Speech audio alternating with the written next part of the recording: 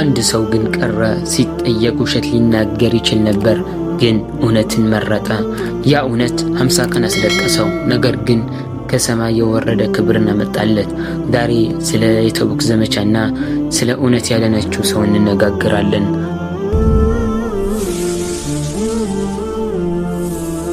አሰላሙ አለይኩም ወረሕመቱላሂ ወበረካቱ። ዛሬ የምንመለከተው ታሪክ ስለ ጦርነት ብቻ አይደለም፣ ስለ ስነ ልቦና ውጊያ፣ ስለ ጸጸት፣ ስለ ብቸኝነትና በመጨረሻም ስለ ድንቅ የንስሐ ብርሃን ነው። ይህ ታሪክ በታሪክ ማህደር ውስጥ በወርቃማ ቀለም የተጻፈ የካዕብ ቢን ማሊክ ረዲየላሁ አንሁ ታሪክ ነው። ዓለም በከበደችህ የሰራው ስህተት እንቅልፍ ቢነሳህ መውጫ የሌለው በረሃ ውስጥ የጠፋህ በመሰለህ ሰዓት ይህንን ታሪክ አስታውስ። ካዕብ ቢን ማሊክ ምርጥ ሶሓባ ነበር። ነገር ግን አንድ ቀን በሰነፈበት ሰዓት ሕይወቱን ሙሉ የሚጸጸትበትን ስህተት ውስጥ ወደቀ። እንዴት ወጣ? አላህስ ንስሐው እንዴት ተቀበለው? ዝርዝሩን አብረን ታሪኩ የሚጀምረው በሂጅራ 9ኛው ዓመት ላይ ነው። ነቢዩ ሰለላሁ ዐለይሂ ወሰለም ወደ ተቡክ ለመዝመት አወጁ። ተቡክ እጅግ ሩቅ፣ መንገዱ አድካሚ እና የአየር ንብረቱ እሳት የሚተፋበት ወቅት ነበር። ካዕብ ታሪኩ እንዲህ ይተርከዋል። እኔ በዛን ወቅት ከምን ጊዜውም በላይ ጠንካራና ባለሀብት ነበርኩኝ። ከዚህ በፊት አንድም ቀን 2 ግመሎች ኖረውኝ አያውቁም ነበር። በዛች ሰዓት ግን 2 ግመሎች ነበሩኝ። ነቢዩ ሰለላሁ ዐለይሂ ወሰለም አብዛኛውን ጊዜ የዘመቻውን አቅጣጫ ይደብቁ ነበር ለደህንነት ሲባል። በተቡክ ግን መንገዱን ሩቅ ስለነበር ለሰሓቦች ግልጽ አደረጉላቸው። ተዘጋጁ አሏቸው። ሰዎች ሲዘጋጁ ካዕብ ግን ነገ እዘጋጃለሁ፣ እኔ እኮ ፈጣን ነኝ፣ እደርስባቸዋለሁ እያለ ራሱን አታለለ። ፍራፍሬዎቹ የደረሱበት ጥላው ያማራበት ወቅት ስለነበር የዱንያ ዱለት ልቡን ሰረቀው። ሰራዊቱ መዲናን ለቆ ወጣ። ካዕብ አሁንም ነገ እመጣለሁ ይላል። በመጨረሻ ሰራዊቱ ሩቅ ሄደ። ሊደርስባቸው የማይችልበት ደረጃ ላይ ደረሰ። ሰራዊቱ ከሄደ በኋላ ካዕብ መዲና ውስጥ ሲዘዋወር አንድ አስደንጋጭ ነገር አስተዋለ። በመዲና የቀሩት ሰዎች 2 አይነት ብቻ ናቸው።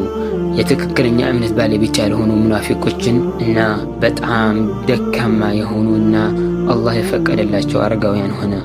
ካዕብ እንዲህ ይላል፣ ራስን በእነዚህ ሰዎች መካከል ማየቴ እጅግ አሳዘነኝ። በዚህ መሃል ነቢዩ ሰለላሁ ዐለይሂ ወሰለም ተቡክ ደረሱ። እዚያም ሆነው ግን ወዳጃቸውን ካዕብ አልረሱትም።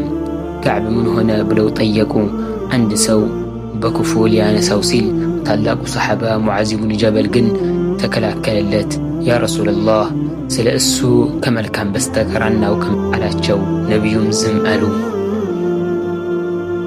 ነቢዩ ሰለላሁ ዐለይሂ ወሰለም ድል አድራጊ ሆነው ተመለሱ። መዲና ሲገቡ 80 የሚሆኑ ሙናፊቆች እየመጡ ይዋሹ ጀመር። እንዲህ ሆኜ ነው፣ እንዲህ አጋጥሞኝ ነው እያሉ ማለሉ። ነቢዩም የሁሉንም ንስሐ ተቀበሉ፣ ውስጣቸውን በአላህ ተው። ካዕብ እንዲህ ይላል፣ እኔ የንግግር ችሎታ ያለኝ ሰው ነኝ። ዛሬ ውሸት ተናግሬ ከነቢዩ ቁጣ ማምለጥ እችል ነበር። ነገር ግን ዛሬ ነቢዩን በዋሻቸው ቢቀበሉን እንኳን ነገ አላህ እውነትን ገልጦ ቁጣውን እንደሚያወርድብኝ አወቅኩኝ። ስለዚህ እውነትን ለመናገር ወሰንኩኝ። ካዕብ ነቢዩ ፊት ቆመ። ነቢዩም በቁጣ ፈገግታ ፈገግ አሉ። ለምን ቀረህ አሉት። ካዕብም ያ ረሱላላህ፣ ምንም አይነት ሰበብ የለኝም፣ ከምን ጊዜውም በላይ በጠነከርኩበት ሰዓት ወደ ኋላ ቀረሁኝ አላቸው። ነቢዩም እንዲህ አሉ፣ ይህ ሰው እውነትን ተናግረዋል፣ አላህ ውሳኔ እስኪሰጥህ ድረስ ሂድ አሉት። ከዚያ በኋላ ታላቅ ፈተና መጣ። ነቢዩ ሰለላሁ ዐለይሂ ወሰለም ካዕብንና በተመሳሳይ እንዲህ አይነት ነገር የገጠማቸው ሌሎች 2 ሰሓባዎች ሰዎች እንዲያናግሯቸው አዘዙ።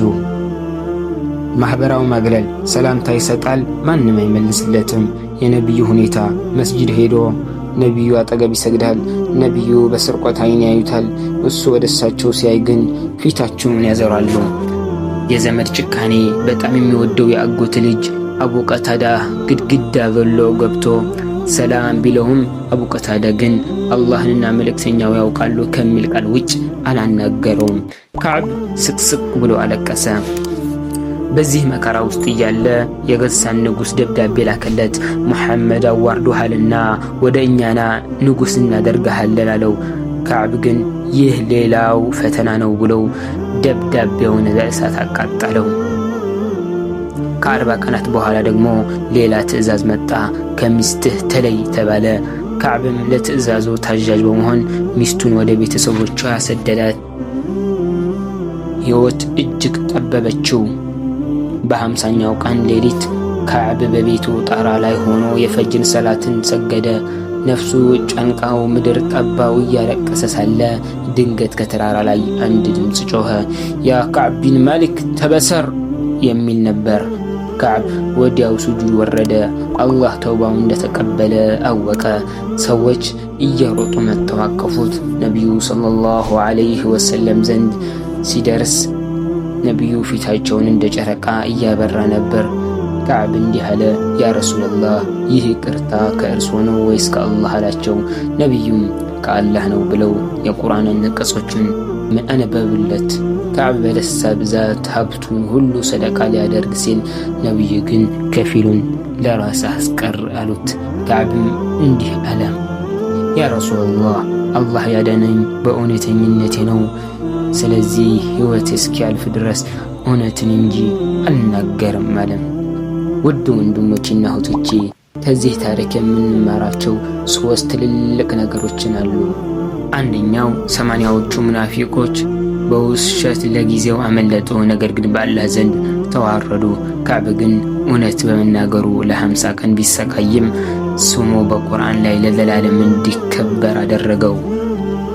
ሁለተኛ የዱንያ መታለል፣ ጥላውና ፍራፍሬው ከዕብን ከታላቅ አጅር ሊያስቀሩት ነበር። እኛም ዛሬ ስራችንን ነገ እሰግዳለሁ፣ ነገ ንስሐ እገባለሁ በማለት እንዳናሳድር መጠንቀቅ አለብን። ሶስተኛ የአላህ እዝነት ነው።